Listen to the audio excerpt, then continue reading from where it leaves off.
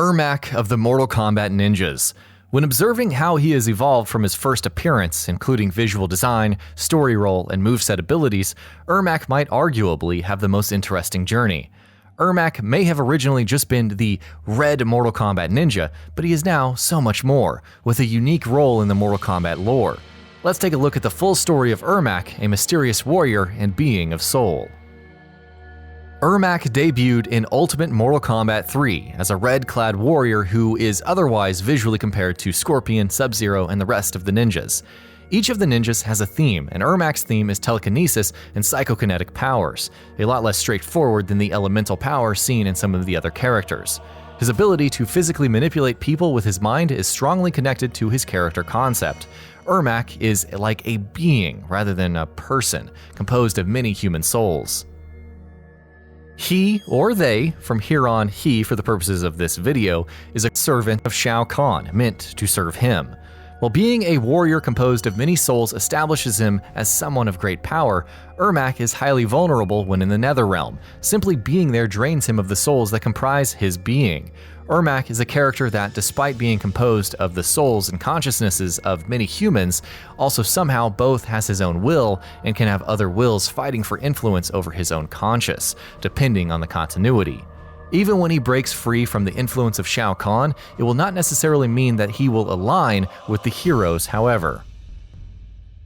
Before continuing this video, it must be noted that within Mortal Kombat there are two continuities, the Midway Continuity and the Netherrealm Continuity.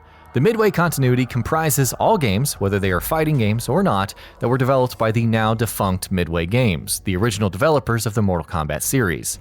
The Netherrealm Continuity comprises all media developed or published by NetherRealm Studios, which so far includes Mortal Kombat 2011, Mortal Kombat 10, and its accompanying comic series, and the soon-to-be-released Mortal Kombat 11. Ermac's character concept is the same between both continuities, but the story paths are noticeably different. First, the Midway Continuity. Ermac doesn't appear until Ultimate Mortal Kombat 3, an update to Mortal Kombat 3. Ermac also doesn't appear in all of the Midway Continuity titles even after he is introduced in Ultimate Mortal Kombat 3. He is only playable again in Mortal Kombat Deception and Mortal Kombat Armageddon, the last two canonical fighting games in the Midway Continuity. Ermac sadly skips playable appearances in Mortal Kombat 4 and Mortal Kombat Deadly Alliance, and despite being a playable character in Ultimate Mortal Kombat 3, Ermac has no involvement in the story events of that game. Ermac starts out as a servant of Shao Kahn, born out of the souls of the dead Outworld warriors, and squarely positioned as a villain. He doesn't appear again until Mortal Kombat Deception, and by that time, Ermac has already been freed from Shao Kahn's influence. This is because of a chance encounter between Kenshi and Ermac during the time of Mortal Kombat Deadly Alliance, wherein Kenshi, a blind swordsman of heightened human senses and ability, helped break Shao Kahn's mind control over Ermac. As thanks, Ermac awakened and trained Kenshi's own latent telekinetic powers, and himself, with a new sense of will, Ermac is playable in Mortal Kombat Deception and sets out to work as a hero in repentance for his past. He eventually encounters the soul of Liu Kang, who died during the events of Mortal Kombat Deadly Alliance. They work together to liberate other hero characters from control of Onaga, the main villain of Deception.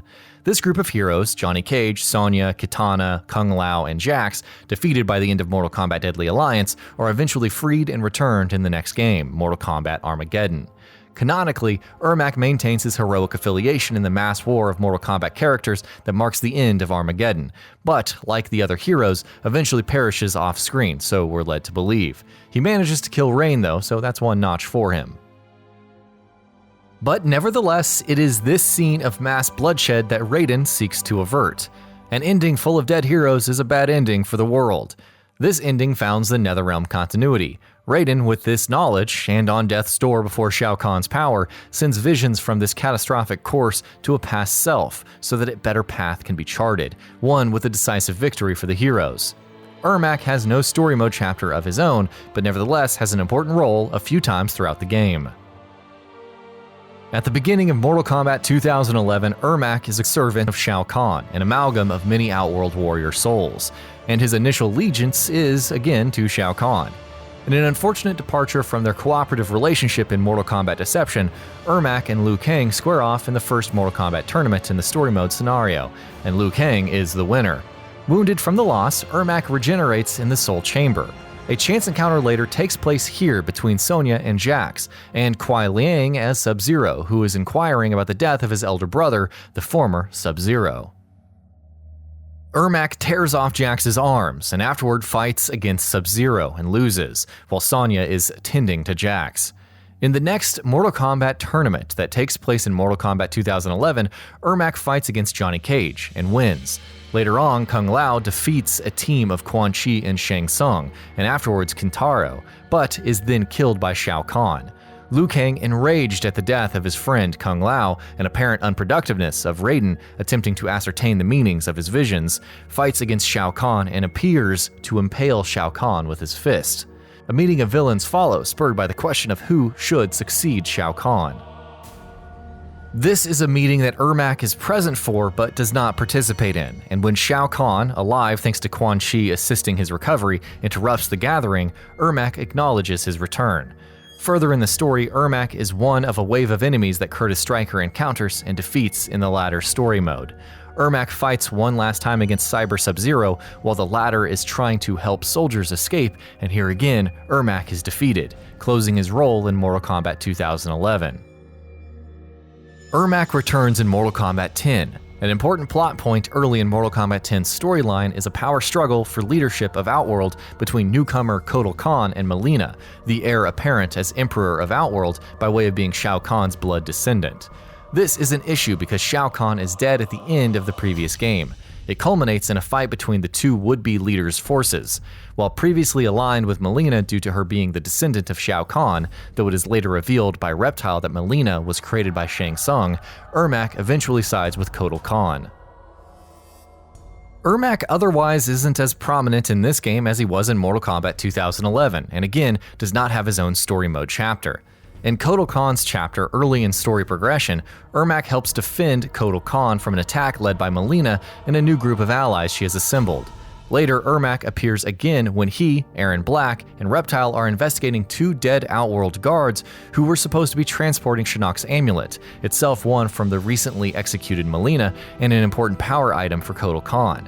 The group correctly pins the blame on fellow Kotal operative D'Vorah, who had actually been with Outworld guards who were transporting Shinnok's amulet. Later, they are ambushed by the Earthrealm group of Cassie, Jackie, Takeda, and Kung Jin, who were all taken prisoner shortly after Mileena's death.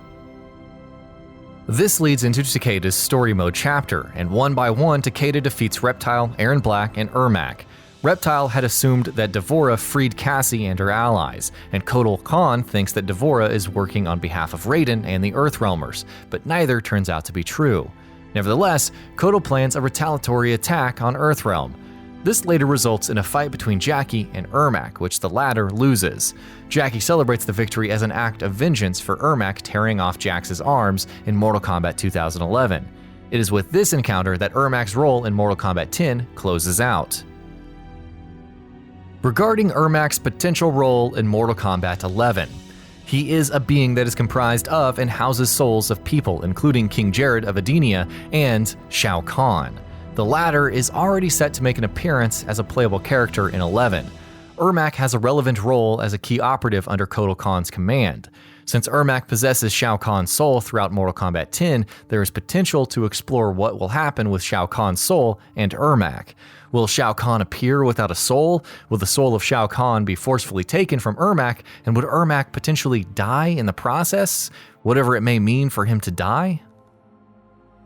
It is interesting considering Ermac was once loyal to Shao Kahn, but it does fit Shao Kahn's character. The presence of King Jared's soul is also interesting. Jared is the husband of Sindel, and the return of Jared, however that would happen, could significantly influence Sindel and Kitana, her daughter, and perhaps Liu Kang, Kitana's Netherrealm co-ruler. Kenshi and Ermac's history in the Midway Continuity, wherein Kenshi helped Ermac turn to the hero's side, was alluded to again in Mortal Kombat 10, so that too is yet another possible route for Ermac's future. It should also be reinforced that Ermac, so long as he exists, is a being of immense power. Remember how Raiden's and Quan Chi's power combined revived Jax, Scorpion, and Sub-Zero? What if Ermac, somehow or another, was an alternate route to restoring a character's humanity? All that said, it could be that Ermac will continue to be a servant under Kotal Kahn and will receive no significant plot development at all. Ironically, he is arguably one of the most certain wildcards in Mortal Kombat at the moment. He eventually became a good character in the Midway Continuity, but that doesn't help at all in predicting his course in the NetherRealm continuity. One key factor may be in the degree to which NetherRealm Studios places a priority on emphasizing new characters, whether introduced in Mortal Kombat 10 or if there are any to be introduced in 11. There are many ways Ermac's role could play out. And that covers our video on the full story of Ermac in Mortal Kombat 11. Compared to all of the other ninjas, Ermac arguably has the most interesting character concept and development background. As someone who has played Ermac quite a bit in previous Mortal Kombat games, I'm personally interested in seeing what happens next for Ermac. What are your thoughts on him? Be sure to leave them in the comments section below. And that about does it for this video. If you enjoyed what you watched and want to see more from GamingBolt, you can always hit that subscribe button and turn on the bell icon next to it. That way you will never miss any of our videos.